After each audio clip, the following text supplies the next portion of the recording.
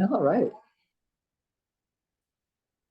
Hello, everyone, and welcome to Inspire Me Forward, and welcome to episode 13, landing on the 13th of June. And how awesome is that? And the 13, I looked it up, and it's such a powerful number, and it's the number of the divine, and nudges into Perfect. spirituality is just what we're talking about tonight. So, and I say tonight, it's tonight here in Toronto, Canada.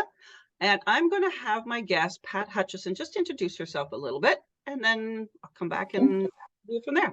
So, Pat, over to you, Pat. Okay. Thank you. Hello, everybody. And I'm glad to be here. I'm very glad that Linda has done this multiple times because I work best in the background. I hate being in the limelight. However, I am Pat Hutchinson, and I live in Glencoe, Ontario, which is a little town west of London, Ontario, Canada. And I've been here for 8 months, 8 or 9 months, 8 months, I think. And prior to that, we lived in Oshawa for 45 years, originally from Toronto. So I was a stay-at-home mom for 10 years. And when the kids went to school, then I went back to work. And I worked for the Ontario provincial government for 25 years. And while I was working there, which was highly stressful for me, which you will hear, I was dancing as fast as I could. I was also trying to read everything I could about stress and how it affects us. And we're going back to the late 80s, early 90s. There wasn't a lot out there. So anyways, I did find some stuff, and I ended up making some cassette tapes for myself so that I could listen to them. And I did that for quite a while, and my stress level came down and I was feeling much better. And then people were starting to wonder what it was I was doing because I was different. So I told them. So they wanted me to teach them how. So I started a stress reduction workshop. So I was working evenings and Saturdays teaching stress reduction, as well as I had studied to become a nutritional consultant. So I did that in the evenings and on weekends while I continued to study until I obtained my Bachelor of Applied Science in Nutrition, thinking that I would use that when I retired, which I didn't. Didn't like it. I took early retirement in 2005. And in 2010, I connected with horses and I started to ride. I've always loved horses. Didn't know why. I was a city kid, but this just made my heart sing. Then in 2015, I took the field course, Facilitated Equine Experiential Learning, and became a field facilitator. And then also in 2015, that's when Bud, my equine partner, came into my life. Thank you, Taylor, because he has changed my life completely. And I mean, completely. And he is my now 26-year-old Appaloosa gelding, and he is wonderful. And that's good for now. All right. We'll get into that about Bud and how what you were before Bud and what you Oh, very different. Bud now. How long do we have? Yeah, exactly. Don't get me on horses. And you mentioned the word Taylor. Taylor Beckett is one of our past Yes. interviewees or guests, and will be joining our next panel discussion. And that's who, small world, that's who Pat's horse came from. So Yes. small Yeah. world it is that we're all connected. So I wanted to start tonight, as I always say, there's always something that comes to me beforehand, and usually it's within the 24 hours beforehand, and I've learned to trust it and not worry about it, that, oh no, I don't have it yet, it's a day before my next episode, what am I going to do? I've learned to just accept that and go, no, it's going to come, it'll be there, and it always is. So I'll tell you I'm going to read a little bit that I got from a talk today. I'll tell you afterwards who it was and how I got it, but I just thought it was so apropos to leaps of faith, or to those nudges and into spirituality especially. So it says, to find peace, you have to let the armor go. One's need for acceptance can make them invisible. So we shouldn't let anything stand in the way of the light that shines through this form that we have. We need to risk being seen in all of our glory. Our job is not to figure out how it's going to happen for us, but to open the door in our head. And when the door opens in real life, we just walk through it. And don't worry if you miss a cue, because there's always doors opening. They always keep opening. And that just for me, the leaps of faith and what we're talking about tonight, and you and I have had sort of a pre-discussion, and it just felt like, yes, I was nodding and my heart was going, yes, yes, and resonating with that. So whatever we talk about, I think it might just circle around to that a few times. And I'll mention at the end who it's from if you don't know already, and how it came about for me, because it's worth a little bit of a chuckle. So Pat, I'm going to hand it over to you, and however you wish this to flow, and talk about your nudges into spirituality and where did you start? What were your anchors? Let's start with, what were your anchors as a child? We often see in our discussions that everybody has a bit of an anchor as a child, and life is all about getting back to those anchors. So you want to start with that, and I'll give you the floor from it. Ain't that the truth? Oh my goodness. And it's amazing how, for me, it started in childhood.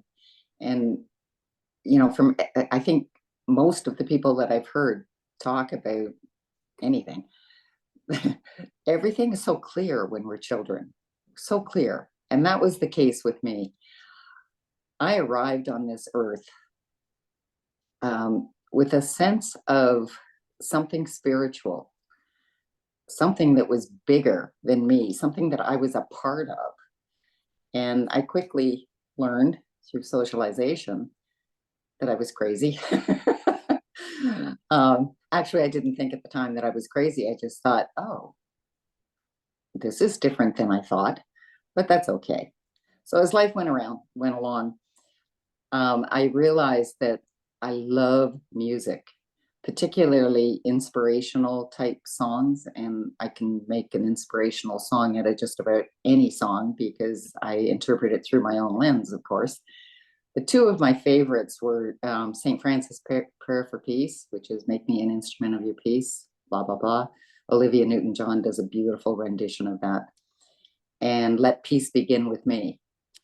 And actually, when I was preparing for this, it dawned on me how peace had been running through my entire life. It had been an undercurrent.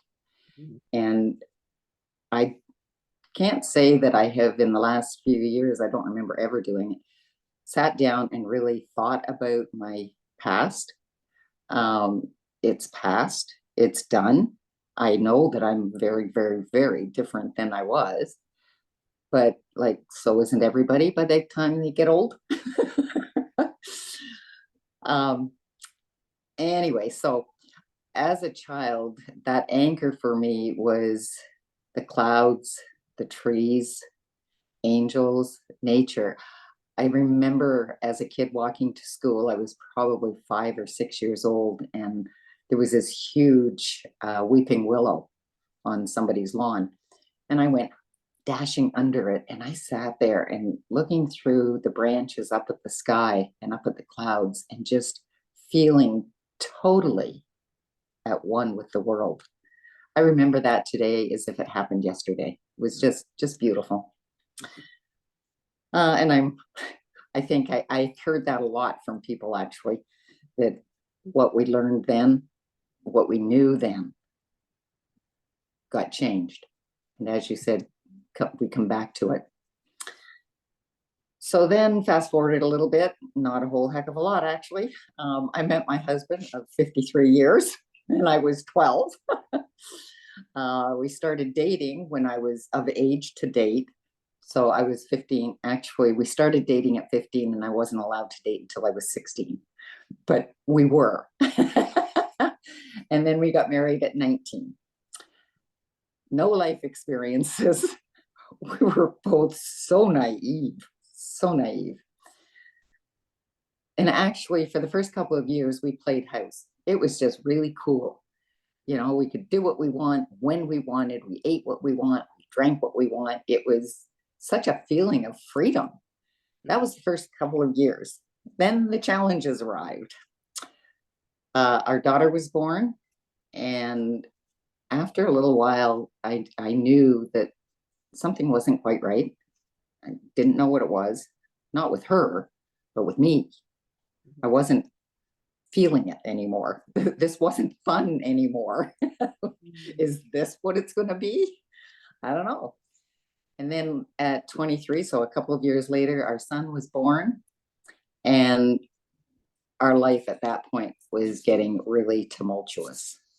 It was, yeah, it was tumultuous. So probably for the first 10 to 12 years, I'm a slow learner. It did take me a long time to figure out what was wrong. And I finally did. I figured, because I'd been researching, it was alcoholism. But I knew precious little about alcoholism at that point. So the challenges continued to pop up. It was an interesting time.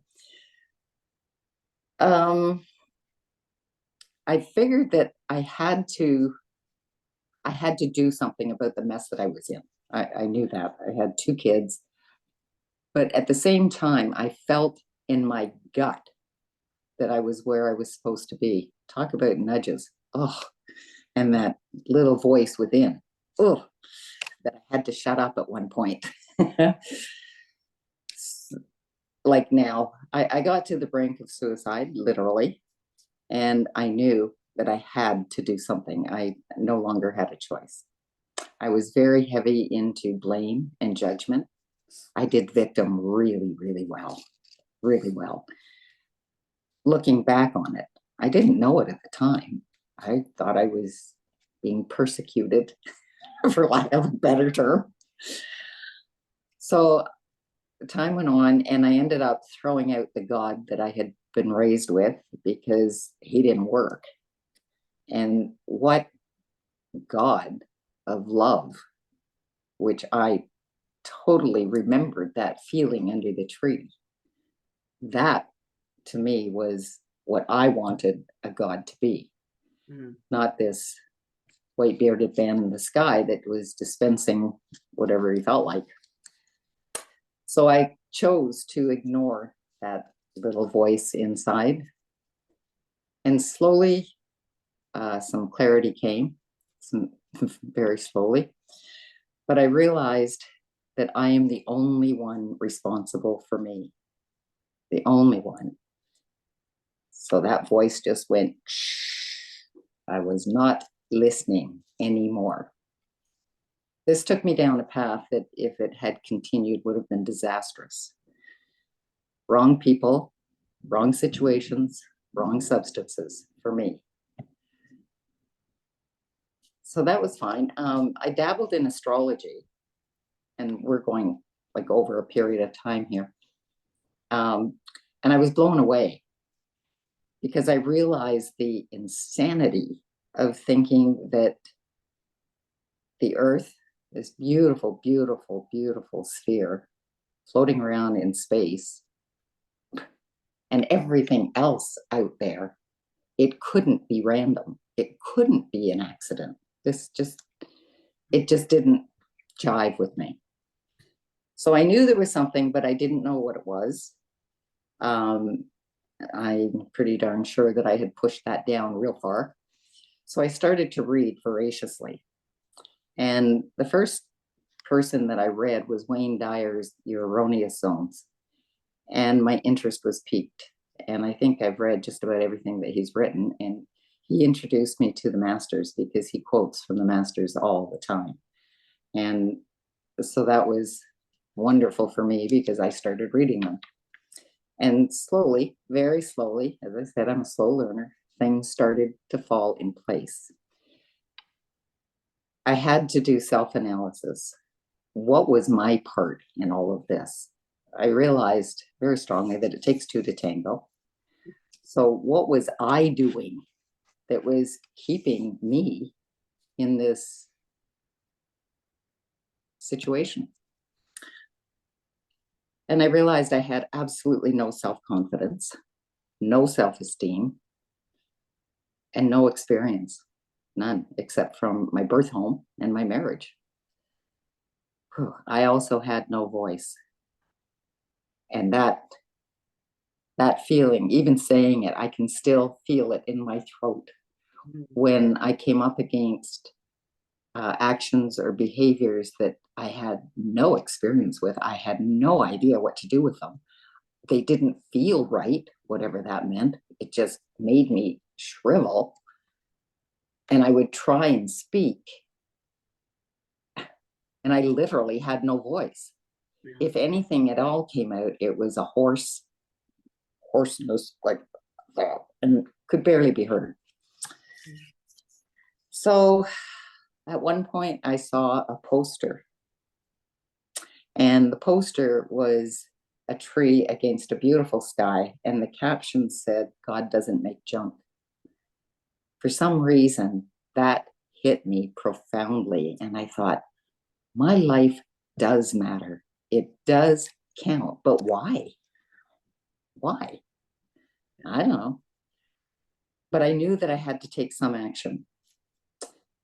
I had absolutely no support system, none. Why would I? I had never told anybody anything.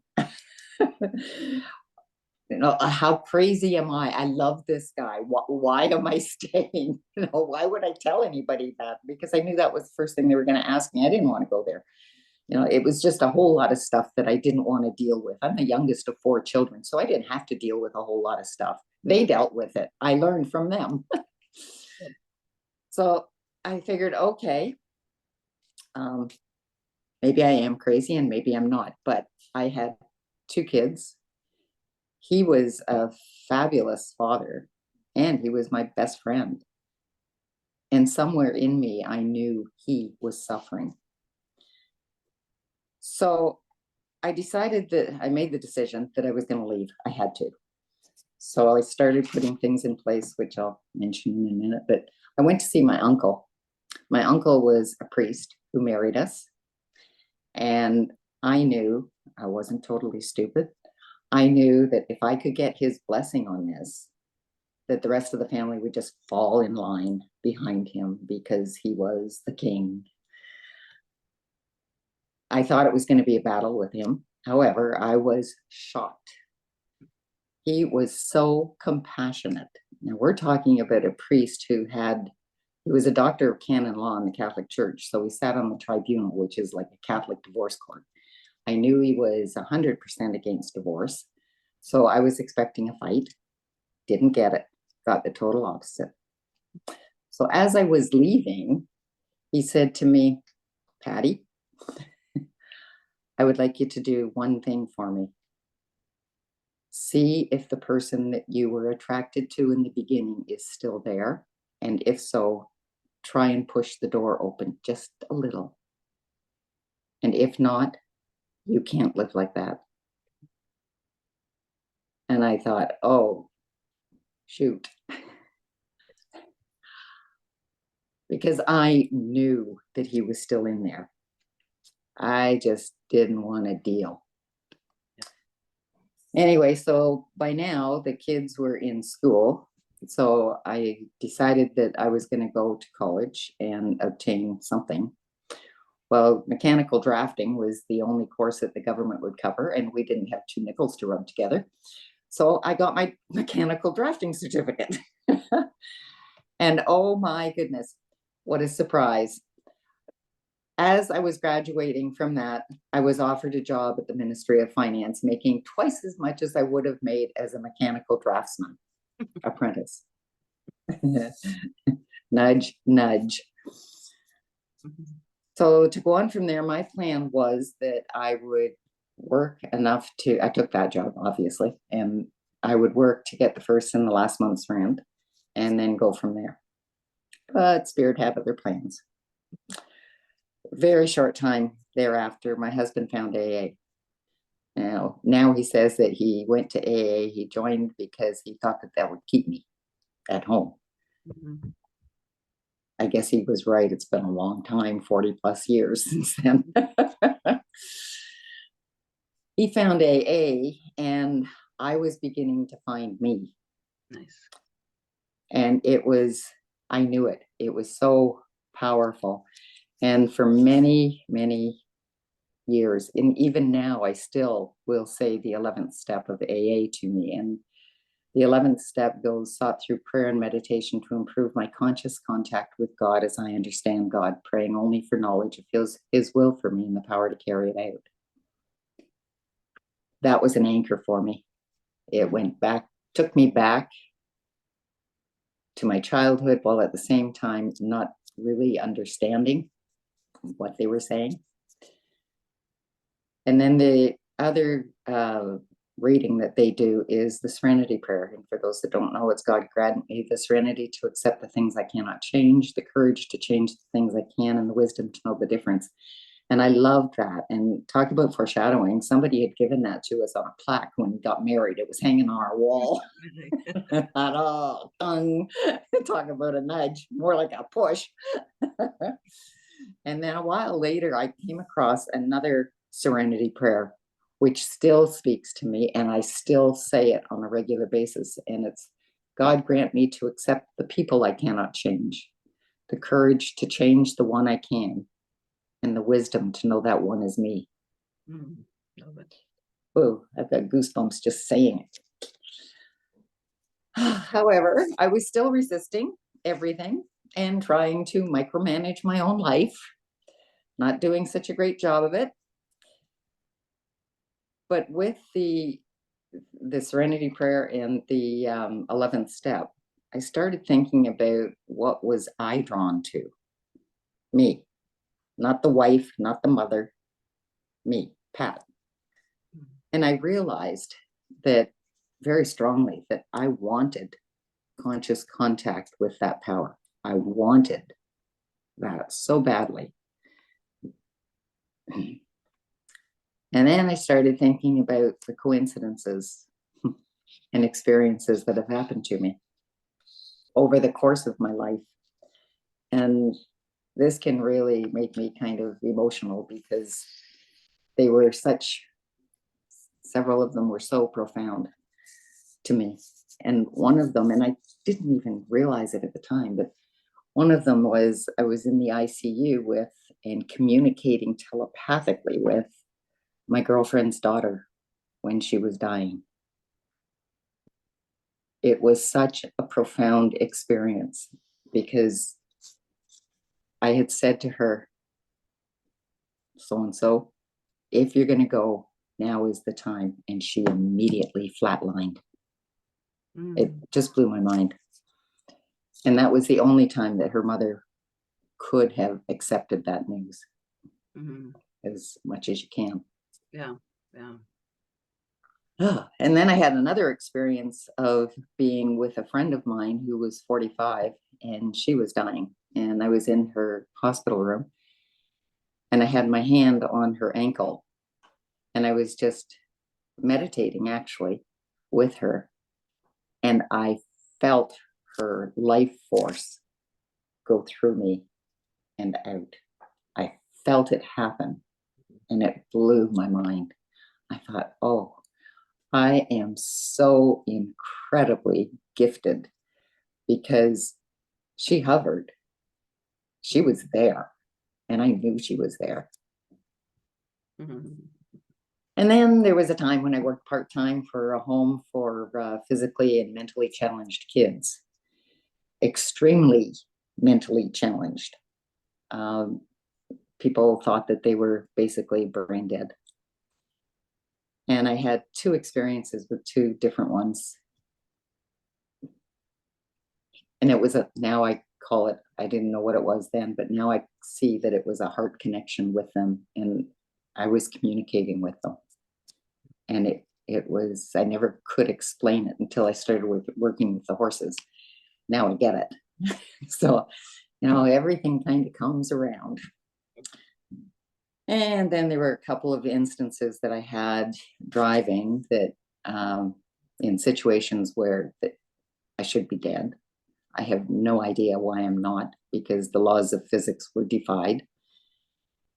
And I was basically blanked out while it was happening.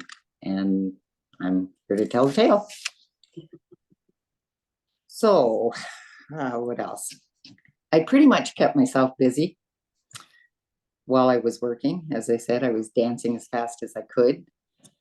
And I started exploring meditation, and I didn't have a clue how to do it or much about what it was. So I did a little bit of research, and I started meditating on be still and know. That was kind of what I said as I went into it, and ooh, I loved it. And then I was finally invited by a friend of mine to join her meditation group, which was led by my Indian Swami.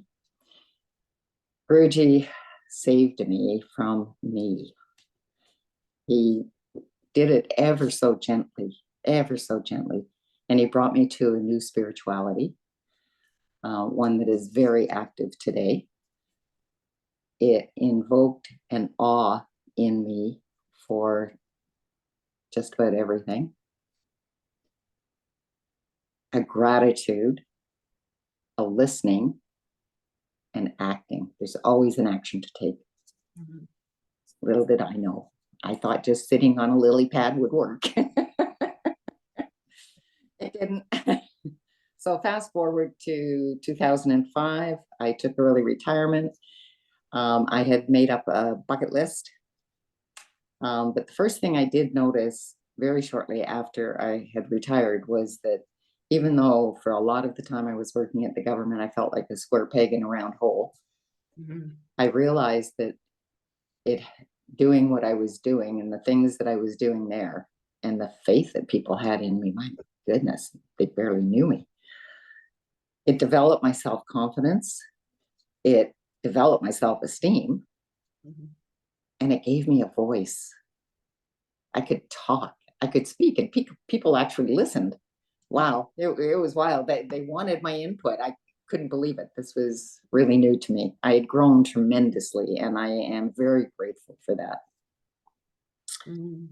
So after retiring, the first thing I did was record my stress reduction workshop onto CDs, which are now obsolete, as well as the cassette tapes.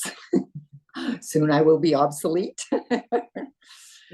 But I did that, and because I knew people still wanted, they were calling and asking me if I was running the workshops. And no, been there, done that. I'm moving on.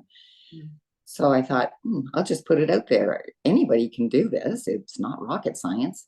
It's a commitment to yourself, 20 minutes a day for 8 weeks. Whoopee. It's not hard. And then I recorded a couple more CDs because people asked me to. And I figured I was done. And then a few people at a drum camp that my sister runs asked me if I had any more CDs. And I said, no, not yet. But I had the verbiage. I could have recorded 3 or 4. I had it written. Mm-hmm. But something was stopping me. I just wasn't. Mm-hmm. And then I had an experience, and I recorded my last CD, and that CD is not mine. That CD came through me. Mm-hmm. Most definitely, it was from Spirit. I tacked on the beginning blurb and the end blurb, but the rest of it is all Spirit. Okay, so moving on. So my bucket list, I went through a few things, and then I got to horses, and my bucket list stopped. But at the same time, my parents needed care. Mm-hmm. So I thought, okay. And I found, surprise, surprise, the horses helped me tremendously emotionally with what was going on with my parents. It was a nudge, nudge. The timing was, Spirit's timing is always perfect, absolutely perfect. So then, okay, by the time my parents no, the horses, by the time the horses came, yeah, I was 60. Who knew life begins at 60? At least mine did. I tell you, I feel like a little kid again. It's wild, exploring, and anyways, it's wonderful. So in my journey with horses from the get-go, my own experiences, I found that I discovered that horses are much, much more than what they appear.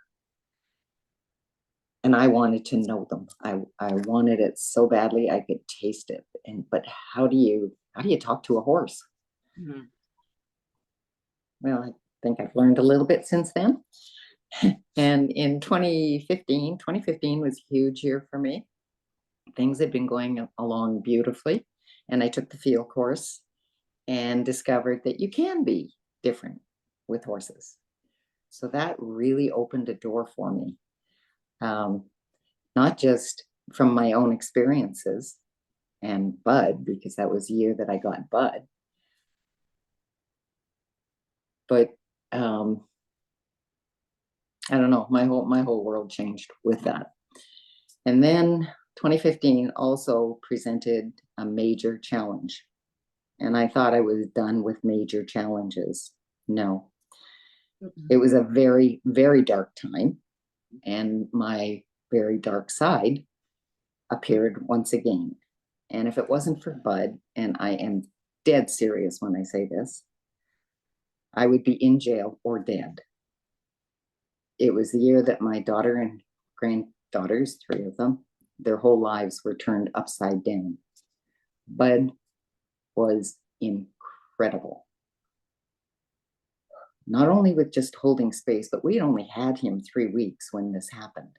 And when I was talking to my daughter on the phone, we were waiting for her phone call, and Bud came over.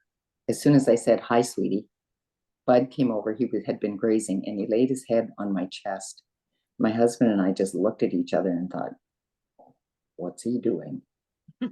And then he kind of walked away. He stood about 10 feet away from me and went real quiet. His eyes closed, his leg cocked, and he went into a zone that I hadn't experienced. Mm-hmm. He stood like that for 40 minutes while I was on the phone with her. Yeah. Blew my mind. And afterwards, I went over to him and I just stood beside him. And in my head, I'm saying thank you, because I could feel his support. And as crazy as that may sound to people who don't have animals or horses, you feel it. You feel the air change when you get into that zone. Anyway. Can I jump in for a second? Absolutely. Might it be likened to how it felt to sit under that weeping willow tree? Oh, yes. Very, very astute. Yes, indeed. Said that. Oh, yes. I hadn't thought about that, Linda. Thank you. The look on your face was the same. Your body language was the same. It just like, oh, there's something between the two of those. Oh, yeah. Yeah, there's a real connectedness. You know, I think I may have mentioned this to you, Linda, but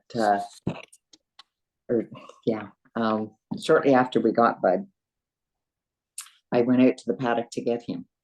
And it was winter and it was cold and I was walking out and he was standing at the gate, and it just hit me. And I thought, what do you see when you're looking at me? And it was like, whoosh. And I was in his body, looking out his eyes, looking at me. It was the most bizarre, wonderful, incredible experience. Especially when I realized that he doesn't see us as separate. We are one and the same, which of course just goes to that interconnectedness, to me, interconnectedness of all things. Okay, so jump forward. I should look at the time. Okay. Jump forward to 2022, the end of 2022. and we moved to Glencoe. This whole move was directed. Who in their right mind uproots their lives at 72 and 74 to move, like, I don't even know how far, 100 miles, whatever it is, this way. And yet it didn't feel like, it just felt to me like being guided to the next step. Mind you, by this point, I'm listening. I am listening to those nudges. I'm listening to that still small voice within. And there is a major calm. We saw, I'd been meditating for a farm. I wanted a farm. I really wanted a farm. And my mantra had been, may this or something better manifest for the greatest good of all concerned. So it wasn't coming. I thought, okay, I guess it's not going to manifest. So I had to sit and think, why did I want a farm? What did I really, really want? And peace was the first thing that came up for me. Surprise, surprise. And that connectedness with nature, especially horses. I wanted a deeper compassion. I wanted to learn a deeper compassion. And I knew that the horses could teach me that. And also an expansion of consciousness. Wisdom would be nice too, but I didn't know about that. Anyway, so as soon as I let that go, the house showed up, and we'd been to see several houses, and we came to this area because we have a very dear friend who lives here, who we would not have Bud except for her, because she knocked down every obstacle we brought up, and we brought up a lot of them to her. She knocked them all down. How were we going to get them here? We didn't have a farm, blah, blah, blah, blah, blah. And Janice just poof, knocked them out of the ballpark. So we thought, okay, we'll look at a couple of houses, but we weren't real keen on giving up what we had, and we definitely weren't going to move with a mortgage. Mm-hmm. So we had seen a number of houses, and we thought, okay, no, it's not going to happen. And yet in my gut, I knew it was going to happen. We both walked in this door of this house.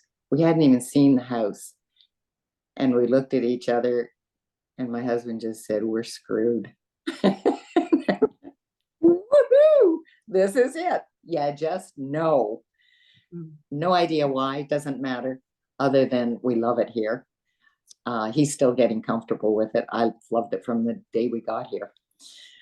We had umpteen obstacles put in our way to being here. Every one of them went away. And I mean, there were tons of them. Oh, man. Right down to, this just blows me away. We were having an issue with our highest price for this house and the lowest price that we could take for our old house. Mm-hmm. There were 3 real estate agents involved, and the 3 of them came together and dropped their commission so that we could do it. I mean, who does that? Divine does. Yes, exactly. If it's meant to be, man, it's gonna, if you're open to it. Yeah. If you're open. Yeah. So now I am very well aware that this is Earth School, and I am here to expand my consciousness and to practice. And I do mean practice, because it's a practice. Mm-hmm. And it's not always easy living from that place of interconnectedness and one. Sometimes life does get in the way and stuff happens, and we tend to go back to our familiar patterns. Mm-hmm. And then go, whoa, at least I do. And then I go, whoa, okay, hold on, let me sit with this. I have to sit with this. What's going on in here? Yeah. And it comes to me, and then I act. What else can I? Well, it just, as you're talking there, I'm taken back to my question to you was, what were you then to what are you now? Mm. And as you've been speaking, so you talked about a butterfly and a caterpillar and going back to the butterfly. But as you've been speaking, it's like those nudges were harder to get. They had a little harder time getting to you when you were in that cocoon. Like they were just, you were just like, no, I'm going to stay in my cocoon. And it just, as that cocoon has, through all the work you've done and that open and that expansion, that cocoon is broken away, and now that awareness is there that was there as a child. Yes. And so that explanation, and as I hear you talking, is just so perfect and so beautiful, because those nudges just couldn't get to you. They couldn't get Yeah, to you. They worked so hard to they get did. there, and for you to They go, did. oh, I'm trying to get out. I'm trying to get out. And then you did get out, and here you are. I know, it boggles my mind. It just boggles my mind hmm, when I was going through my life, basically for this, I could see it. And I've never actually done this exercise. I really do tend to live one day at a time. I live for today. Um, and also I've got a lousy memory. So it's real easy to just go, yeah, that happened. But when I actually got down to doing it, the gratitude that I feel actually hurts my heart. Yeah. It hurts. It's so wonderful. And I keep seeing this, the emoticon or emoji, however you say them, of the heart with the crack down the middle. Yeah. I've always thought of that as, oh, how sad. And yet I could see that as I was going through this, only it was a crack, like the lotus flower, Yeah. Yeah. and I can see it in me. And I thought, this is so cool, watching what's happening, Yeah. watching my life unfold. And I am very much more an observer now. I do tend to observe what's happening. And it's not all peaches and cream. There are still challenges. And I've got a voice, though, and I have tools. Oh, you're And here. Absolutely. Yeah. exactly. And, I'm open to help. And I ask for help Yes. often. Guide me. Okay, what should I do? And if I'm having any doubts, I put my hand on my heart and close my eyes and take 3 deep breaths. And before the question's out of my head, I know the answer. I know what I need to do. And isn't And that I so do it. different than your story of, remember you talked about sitting on the steps when the kids were young, sitting Oh, outside and internally yelling. yelling when I threw out God. Oh yeah, Yeah. I was. Oh, I was just screaming in my head. Every molecule was screaming, "You don't exist." And I saw the irony in that. Why are you sitting there screaming at something that doesn't exist? Like, duh. Yeah. But now So, now you said it's just the difference in the this to yes. this is taken, all of these nudges and these ups and downs, and when I hear you speaking of nudges, I hear some come from people, some come from a horse, some come from a situation, some come from a book. Like Yes. they're like those doors I mentioned at the beginning. They're always opening. They're Yeah. always there. Mm-hmm. Now you're like, And you put your hand on your heart and just ask, as opposed to, yeah, I know we are our own worst enemies. We really are. It is so much easier to live this way. So much easier. absolutely. And yeah, it just is. It Um, just is. so if not okay, that's fine. But you told the story, and you just mentioned it here, of the 2 children. Would you be Oh, willing to yes. share? Would you be willing to share that story? Because that is such a powerful story. Oh, wait a minute. Which The 2 two? children at the children's. Oh, yes. Would you be At willing to Christopher share that? Robin. Yes, absolutely. That was such. Oh, Maybe yes. that's just my heart resonating with it, but that's such a beautiful story. Yeah, it is. And it obviously has stayed with me for many, many years. So there were the home had probably 25 kids in it, and they were all under 12. And one night I did the graveyard shift in a building that was haunted. Yeah. Anyway, so there were cribs, tall sided cribs, in what used to be the living room of this big old house. And that's where the kids slept. So we would check on them, and I would go in at night, and I would get to the door, and there was this one little girl, Lisa. Lisa was probably chronologically about 10, and she would be sitting up in her crib, just rocking. And I would stand at the door, just looking at her, and then I would go,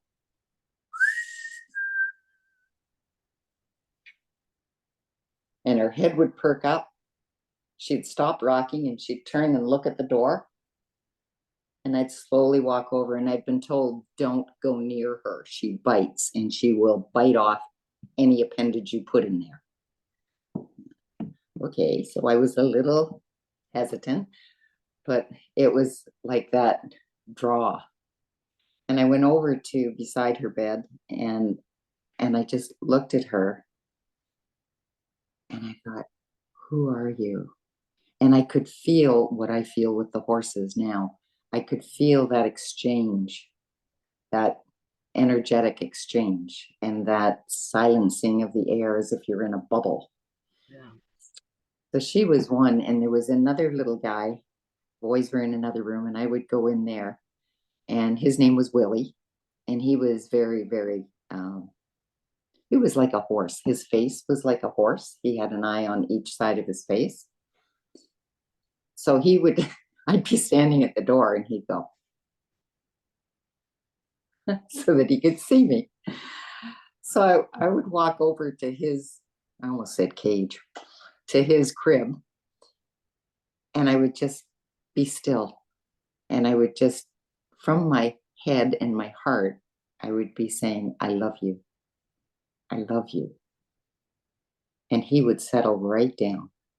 And he could be pretty violent. He would just settle right down. And again, that inexplicable exchange in this bubble that we were in, it just made my heart sing. Unfortunately, it was kind of difficult for my own children, because I would go home and they would be arguing about some stupid little thing, and I go, do you have any idea how fortunate you are? Yeah. Yeah. Yeah, but we got Separate through it. things. Yeah, Yeah. but Thank they you for were that. they were Yeah. amazing. Yeah. And that connection that we're all interconnected, and that love over fear. It just that Yes. remind me there, like, I love you. I'm not Yes. afraid. I love you. Or I've been warned and warned and warned about the fear. Yeah. And Yeah. you chose Oh, yeah. love in those situations, and you chose to be Yes. there in a loving embrace, and however it Yeah. came. And yeah, that's Yeah. just I It love was beautiful. yeah, I've yeah. had some pretty amazing experiences when I look back, and I hadn't even taken the time to process them. I think, I don't know why, if I just figured that everybody felt this, everybody did it. Well, most Mm. people, not everybody, but it I just don't think didn't. so. 6 months into this, I don't think so. I'm Yeah. finding that it's a lot of our guests are like, wow, I hadn't done that. That was Wow. that was cathartic to go back, and I love Yeah. how you framed it around like the gratitude, and to Oh, look back on it in gratitude, not look back on it in, because when you started, you talked about being in, earlier in life, being in shame and judgment, yes. and Yeah. playing the, I think you said I did the victim really well. Like I Oh, played I that did. part really well. So to I be able did. to turn back on that now and look at the gratitude Yeah. it's a place I It, think a lot of people don't get to. So mm, well, it's funny because, well, it's not funny, but I think about the people I have been in this incarnation. So many, I feel like I've lived several lives in this one life, and I had to learn forgiveness, forgiveness of me, of course. forgiveness of me first. And I had read somewhere, and I was thinking about this as I was preparing for this, thinking about situations where I hadn't consciously forgiven myself. I had forgiven everybody else, but not me. Mhm. Mhm. And I realized that even though I hadn't done it consciously, I had done it unconsciously because I could think of the situation. And I heard a long time ago that the way that you know if you've truly forgiven is if you can think of the situation or the person or whatever, and there is no emotional punch. Yeah. It's just an experience. Yeah. That's a great way to put it. Yeah. Yeah. Yeah. And and I felt that. And I had to learn to do that with myself at some point. And at some point I must have, I just don't remember when, Sure. because Yeah. I can think of the witch that I was, Mhm. that I could be. I could be. Now it did rear its ugly head in with that major challenge with my daughter. Well, not with her situation. In 2015, I went like back to it. Oh man. Did And you, or was I'm that just that lioness coming out, like that like uh, the courageous, not courageous, what's the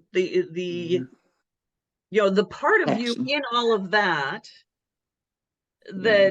that courageous, I just, the lioness is the only thing I could think of, as Yeah. mother Yeah. lion is just like, no. And it's Yes. not going back to necessarily that victim place. It's coming Yeah, from you're a right. deep down, Yeah. no. It's a clarity, and it's not going to happen this way. Yeah. Yeah. And then coming to terms with the fact that, I mean, that situation is still ongoing. That's Mm, 8 years ago. But I had to find a place in me. yeah, I had to let her walk her own path, sure. Yeah, because I mean, as I said before, it takes two to tango, it's not just one person. exactly. And even though so much is out of our control, and yes, it may be a little lopsided, would I have appreciated my parents intervening when I was 50? No, I wouldn't have appreciated it when I was 24. So I had to come to that. Yeah, And I mean, I am dead serious when I said that Bud totally kept me out of jail yeah, or dead, yeah, because I was that dark. yeah, yeah. And when Absolutely. you know that you can do something that you don't believe in, Yeah, but you're capable of it, yeah, yeah, man, that's your dark side. yeah, That's your yeah, dark side coming out. yeah. Yeah. But I have tools. You have It tools took a now. long time to get a hold of those tools. Just had to But break that cocoon open, and the butterfly had this yeah. little tool belt on, going, I got them right here. I'm gonna draw a picture of the butterfly and a tool belt. Uh, so I'm just cognizant of our time here. If we could, there's been so much wisdom in all of this. I've been jotting things down. Um, but if you could break this down into three nuggets of takeaway Oh, nuggets, what would you, pieces of wisdom, what would you? allow. Okay. Stop fighting all this so-called obstacles. They're there for our soul's growth. I truly believe that. And allowing is submission. I struggled with that. It is submission, but it's not a naive submission. Mm-hmm. So that would be my first one. Allow. Be open to a new reality, because yours is not the only one. There is a greater reality. And I've had a couple of instances where I have seen it. Mm-hmm. We're all a part of that reality. We are not the maker or the doer of anything. It's that power that flows through us that is the maker and the doer. But it can only do that to the extent that we allow it to. Mm-hmm. That's really tied together. Yeah. Yes. Yeah. And let go of the results. That's where Mm-hmm. ego is not our friend. Do whatever you do from the heart space, Mm-hmm. and let go of it, because it will fall where it's needed. It will land where spirit chooses. Yeah. And that will be that. So Those yeah, are, let go of the those are results. perfect. Oh my goodness. Yeah. So if you had a call to action, if you could give Mm. anyone listening, anyone here, one call to action in the next 24 hours or next little while, what might be that call to action? The easiest thing in the world to do, and it is a beautiful thing that takes you somewhere else, and that is take 5 minutes out of your day. If you can do it with an animal, bonus, and be present. Focus on each of your senses. So what do you feel, see, taste, smell, hear? Just focus on each of them. I do this with Bud daily, Nice. and it's amazing the state that it gets us into. Mhm. And when I first started doing this, my mind would wander. I would be, oh, I can feel the breeze on my face. Oh, what's that noise? And I'd open my eyes. Oh, no. Yeah. Stay there. So if your mind does start to wander or tries to sabotage you, because that I think is what's going on, take a deep breath, honor the thought, whatever it is, and let it flow. Just let it flow to your left, because that's going into the past. Mm. And then refocus on your senses again, on your Yeah. 5 senses. It is so easy to do and so profound, the effect of it, particularly for me, particularly over time. And then Mhm. it gets to the point where you're there. You don't even need to focus on your senses. You're close your eyes, and that's your intent, to focus on your senses, and you're wherever you are. Exactly. Yeah. Yeah.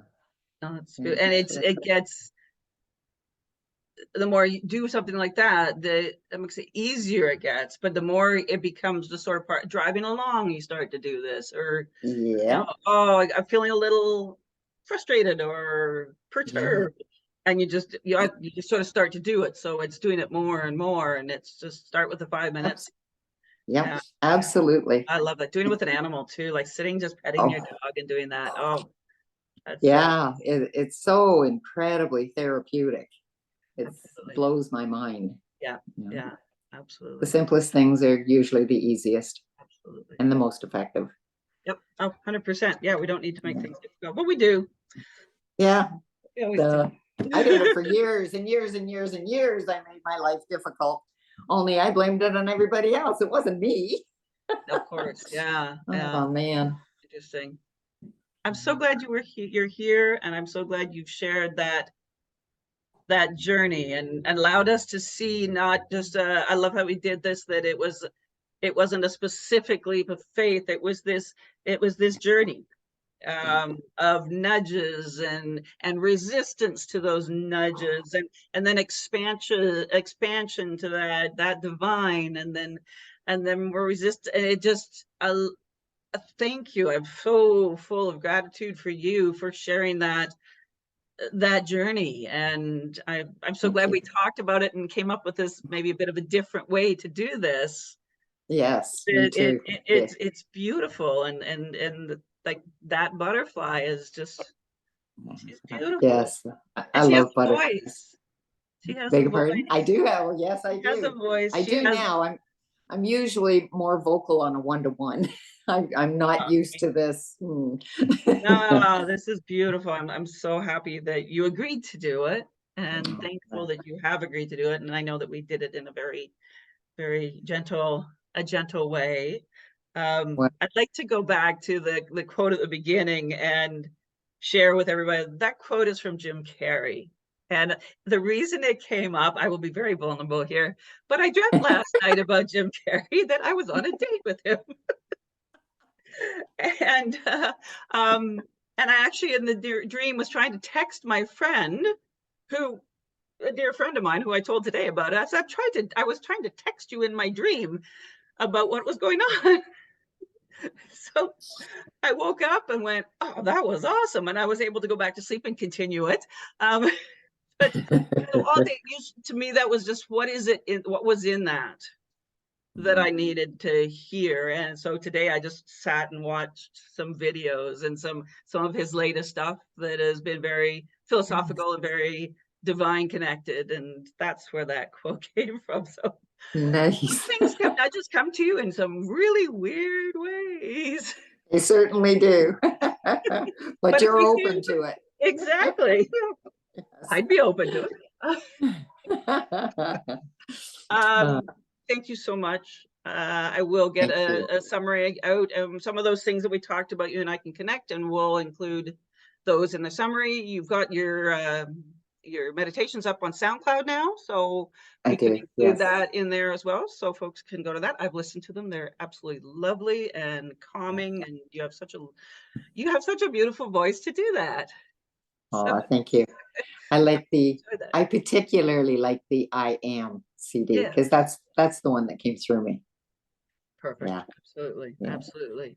And for those listening, we are going to take, I wanted to do once a week in July, but unfortunately my teeth had different choices, a different plan, and I have a root canal booked next week. So I know to take the week off, and I will, we're going to do 2 the next week. So we're going to have a panel discussion on the 27th. We had one before on death, dying, and grief. This one's going, I felt we needed to balance that. So we're going to do this one on life, living, and love. We have an international guest lineup. So super excited to have 3 beautiful ladies, Taylor Beckett, Cal Burrow, and Eleni Argy from Australia.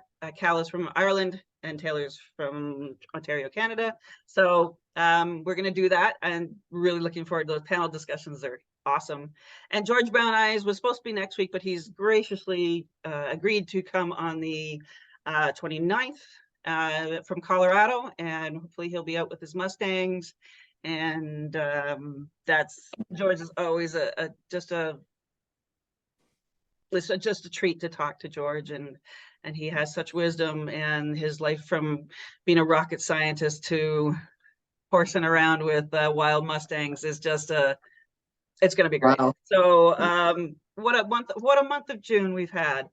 If anybody can share it forward, we'd love that. Our only gift that we're asking for as a 6-month anniversary is just to grow the community, so that people can feel through the inspiration that they're not alone, that there's a community, there's inspiration at the right time.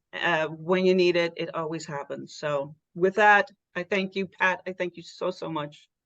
Thank you, Linda, very much. Everyone else, have a great night or a great Thank day. you. Yes.